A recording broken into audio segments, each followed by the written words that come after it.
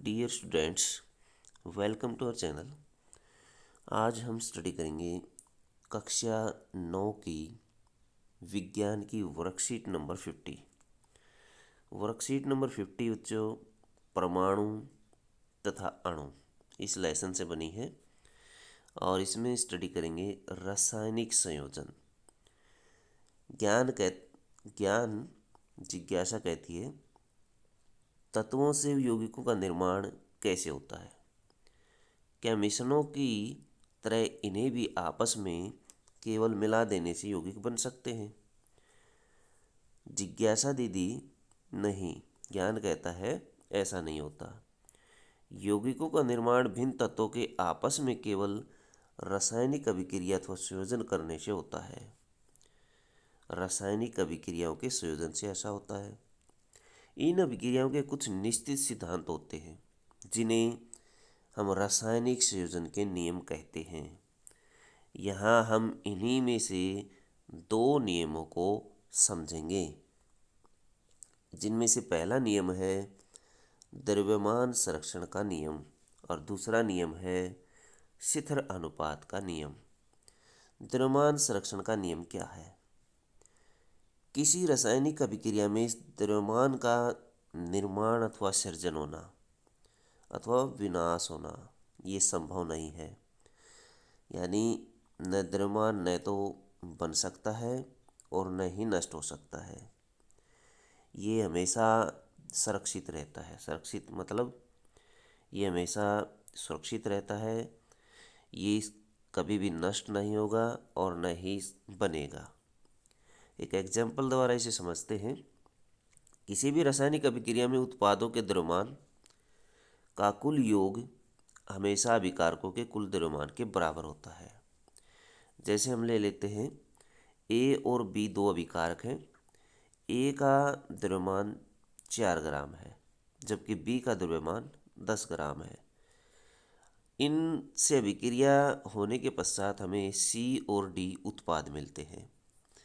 अब सी का द्रव्यमान हमें प्राप्त होता है 2.5 ग्राम और डी का द्रव्यमान प्राप्त होता है 11.5 ग्राम। यदि 10 और 4 को जोड़े तो 14 ग्राम कुल द्रव्यमान आ जाता है अभिकारकों का। अभिकारक वो होते हैं जो अभिक्रिया में भाग लेते हैं। उत्पादों का द्रव्यमान देखिए 2.5 ग्राम और 11.5 ग्राम दोनों को जोड़िए 14 ग्राम ही हमें प्राप्त होता है। यानी लेफ्ट साइड में जितना द्रव्यमान था राइट साइड में भी हमें उतना ही द्रव्यमान प्राप्त होता है। इसी को द्रव्यमान संरक्षण का नियम कहा जाता है। इस नियम के अनुसार द्रव्यमान सुरक्षित रहता है, ये कभी भी नष्ट नहीं होता। दूसरा नियम है शिथिल अनुपात का नियम।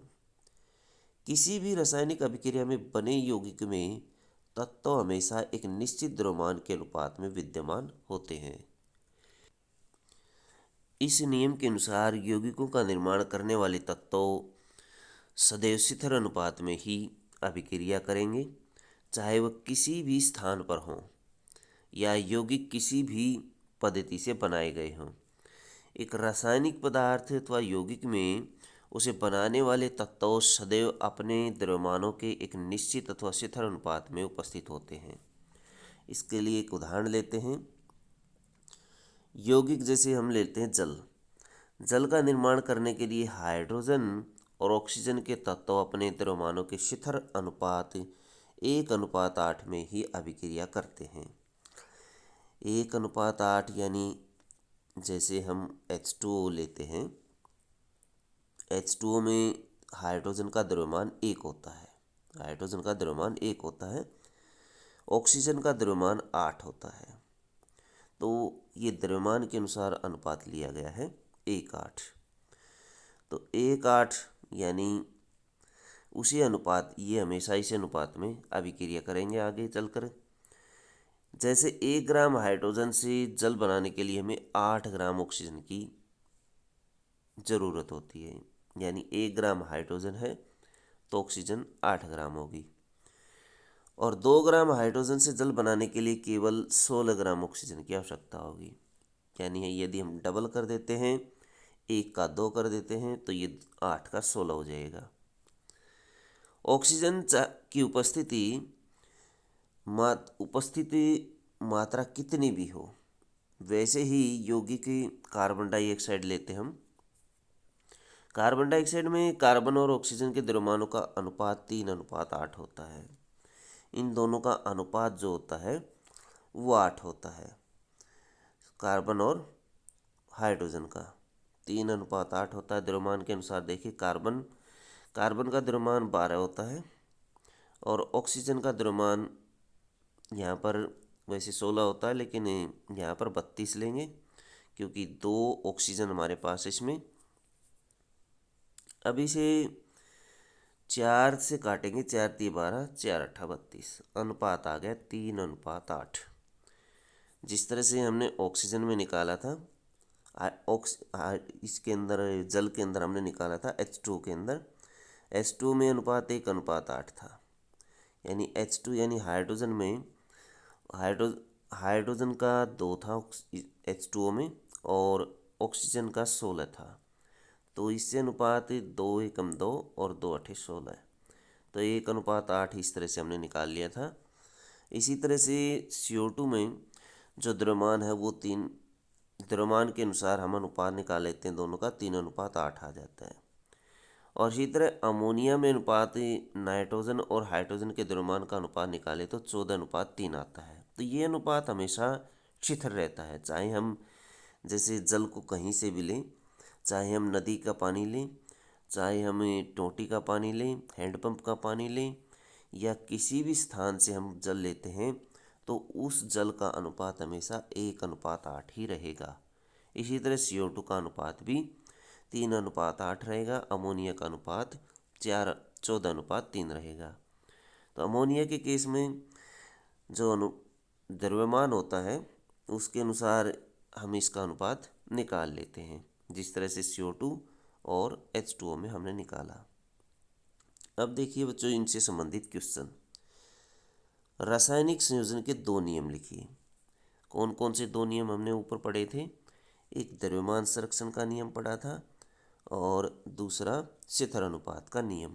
द्रव्यमान संरक्षण का नियम और शिथिल अनुपात का नियम।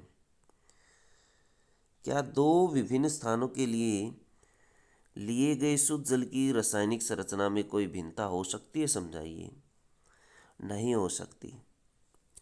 तो इसके लिए आप ये एग्जाम्पल ले सकते हैं, यहाँ से लेकर के जल का एग्जाम्पल ले सकते हैं और यहाँ तक मात्रा कितनी भी हो, तो ये वाला आंसर आप इसमें लिख सकते हैं। क्वेश्चन नंबर 3, यदि 3 ग्राम कार्बन को 8 ग्राम ऑक्सीजन में जलाने पर 11 ग्राम कार्बन डाइऑक्साइड बनती है, 3 और 8 कितना हो जाता है? टोटल 11 हो जाता है। तो 12 ग्राम कार्बन को 32 ग्राम ऑक्सीजन में जलाने में कितनी कार्बन डाइऑक्साइड बनेगी? 12 ग्राम और 32 ग्राम दोनों को जोड़ लीजिए तो 44 ग्राम कार्बन डाइऑक्साइड बनेगी। आपका उत्तर रासायनिक संयोजन के कौन से नियम के आधार पर है? ये पहला नियम है, द्रव्यमान संरक्षण का नियम। इसमें लिखेंगे द्रव्यमान संरक्षण का नियम। पहले वाला नियम द्रव्यमान संरक्षण का नियम, ये वाला नियम हमने लगाया द्रव्यमान संरक्षण का नियम। क्वेश्चन नंबर 4, अमोनिया और कार्बन डाइऑक्साइड का निर्माण किन किन तत्वों से होता है? अमोनिया का निर्माण NH3, इसका निर्माण होता है नाइट्रोजन और हाइड्रोजन से। और कार्बन डाइऑक्साइड का निर्माण किससे होता है? कार्बन डाइऑक्साइड का निर्माण कार्बन और ऑक्सीजन से होता है। यहाँ लाइनों में ये दिया हुआ है कार्बन और ऑक्सीजन, यहाँ से आप लिख सकते हैं दोनों के तत्व जिनसे इनका निर्माण हुआ है।